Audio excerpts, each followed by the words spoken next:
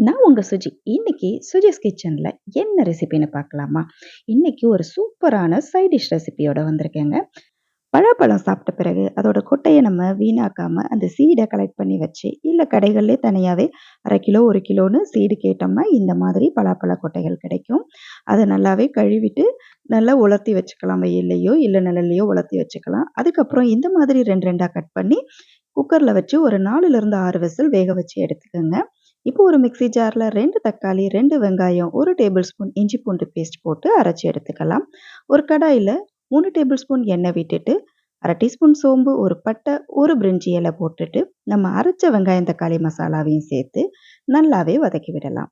இப்ப அது கூடவே 1 டீஸ்பூன் அளவுக்கு காஷ்மீரி மிளகாய்த்தூள் கொஞ்சம் கலர் கொடுக்கும். இத நீங்க ஆரம்பத்திலே சேர்த்துருங்க. நல்ல மசாலா நல்ல ரெட் கலர்ல நல்லாவே இருக்கும். பலாக்கொட்டைய இப்போ இந்த மாதிரி ஓப்பன் பண்ணி பார்த்துட்டு, அந்த வெள்ள வெள்ளையா இருக்கிற அந்த தோலெல்லாம் எடுத்து ரிமூவ் பண்ணிரலாம். அது மேல இருக்கிற அந்த ப்ரவுன் கலரா இருக்கிற தோல் வந்து இருக்கட்டும்.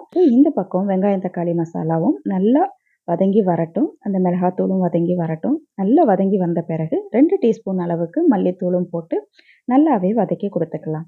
அதுக்கு பிறகு கொஞ்சமா ஒரு 1/2 டம்ளர் அளவுக்கு தண்ணி சேர்த்துட்டு, இப்போ நம்ம வேக வச்ச இந்த பலாக்கொட்டை எல்லாத்தையும் அதோடயே சேர்த்து நல்லா மிக்ஸ் பண்ணிக்கலாம்.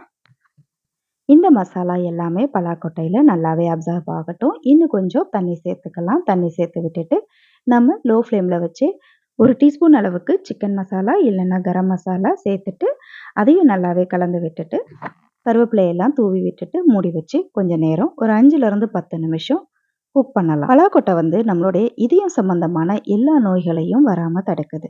அதே சமயம் நமக்கு மலச்சிக்கல் பிரச்சனைகளை தீர்க்குது. நார்ச்சத்து அதிகமா இருக்கிறதுனால இது பசியவே நல்லாவே கண்ட்ரோல் பண்ணும். அதனால வெயிட் லாஸ்க்கும் ரொம்பவே உதவியா இருக்கும். சர்க்கரை நோயாளிகள் கூட அளவா சாப்பிடலாம். வைட்டமின் சி அதிகமா இருக்கிறதுனால நோய் எதிர்ப்பு சக்தியையும் அதிகரிக்கிறது.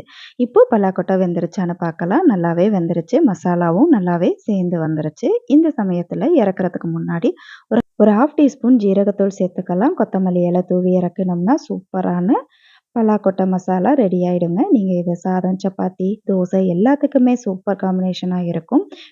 வெரைட்டி ரைஸ்க்கு ஒரு சூப்பரான காம்பினேஷனுங்க. நீங்களும் ட்ரை பண்ணி பாருங்க.